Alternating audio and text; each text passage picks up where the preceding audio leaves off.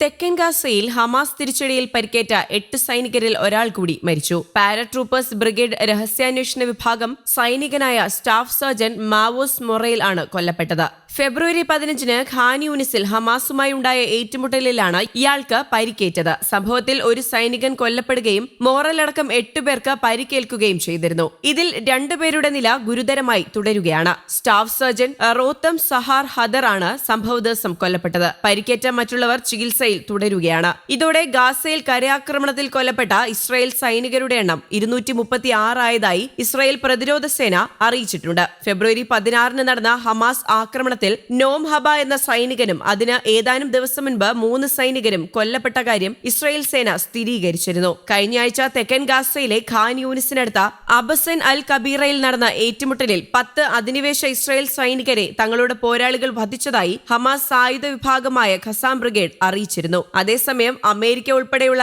ലോകരാജ്യങ്ങളുടെ സമ്മർദ്ദത്തിന് ഇടയിലും റഫ ആക്രമണത്തിൽ നിന്ന് പിന്തിരിയാതെയാണ് ഇസ്രായേൽ മുന്നോട്ടു പോകുന്നത്. ഇസ്രായേൽ വ്യോമാക്രമണത്തിൽ 3 ബന്ദികൾ കൂടി കൊല്ലപ്പെട്ടതായി ഹമാസ് അറിയിച്ചിട്ടുണ്ട്. സഹായം നിർത്താതെ തന്നെ സിവിലിയൻ കുരുതിയിൽ നിന്ന് ഇസ്രായേലിനെ പിന്തിരിപ്പിക്കാനാണ് ശ്രമിക്കുന്നതെന്ന് വൈറ്റ് ഹൌസ് വ്യക്തമാക്കിയിട്ടുണ്ട്. ഖത്തറും ഈജിപ്തും കേന്ദ്രീകരിച്ച് വെടിനിർത്തൽ ചർച്ചകൾ പുരോഗമിക്കുകയാണ്. ജോർദാൻ രാജാവുമായി ബൈഡൻ വൈറ്റ് ഹൌസിൽ ചർച്ച നടത്തി. ബന്ദികളുടെ സുരക്ഷ പോലും ഇസ്രായേലിന്റെ പരിഗണനയിൽ ഇല്ലെന്നാണ് റഫയ്ക്കു നേരെ നടന്ന ആക്രമണം തെളിയിക്കുന്നതെന്ന് ഹമാസ് നേതാവ് ഒസാമ ഹംദാൻ പറഞ്ഞു. കഴിഞ്ഞ ദിവസം നടന്ന ഇസ്രായേൽ വ്യോമാക്രമണത്തിൽ പരിക്കേറ്റവരാണ് മരിച്ച 3 ബന്ദികളെന്ന് ഖസാം ബ്രിഗേഡ്സിന്റെ വക്താവ് അബു ഉബൈദ വ്യക്തമാക്കി. ഇതേ വ്യോമാക്രമണത്തിലാണ് 2 ബന്ദികൾ നേരത്തെ കൊല്ലപ്പെട്ടത്. ഇതോടെ ഇസ്രായേലിന്റെ കരങ്ങളാൽ 2 ദിവസത്തിനിടെ കൊല്ലപ്പെട്ട ബന്ദികളുടെ എണ്ണം 5 ആയി മാറി. റഫേൽ നടത്തിയ ആക്രമണത്തിൽ 2 ബന്ദികളെ മോചിപ്പിച്ചതായി ഇസ്രായേൽ അവകാശപ്പെട്ടിരുന്നു. അതേസമയം ഖാൻ യൂനിസിനും മറ്റു ശക്തമായ ചെറുത്തുനിൽപ്പാണ് തുടരുന്നത്. 10 അധിനിവേശ ഇസ്രായേൽ സൈനികരെ പോരാളികൾ ഏറ്റുമുട്ടലിൽ വധിച്ചതായി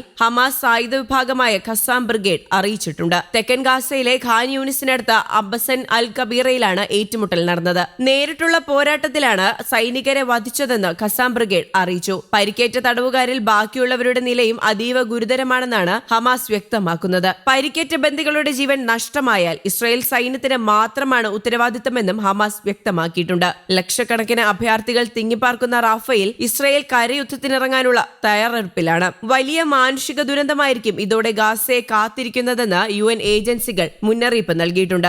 ഇസ്രായേലിന് സൈനിക സഹായം നൽകുന്നത് അമേരിക്ക പുനഃപരിശോധിക്കണമെന്ന് യൂറോപ്യൻ യൂണിയൻ വിദേശ നയ മേധാവി ജോസഫ് ബൊറൽ പറഞ്ഞു.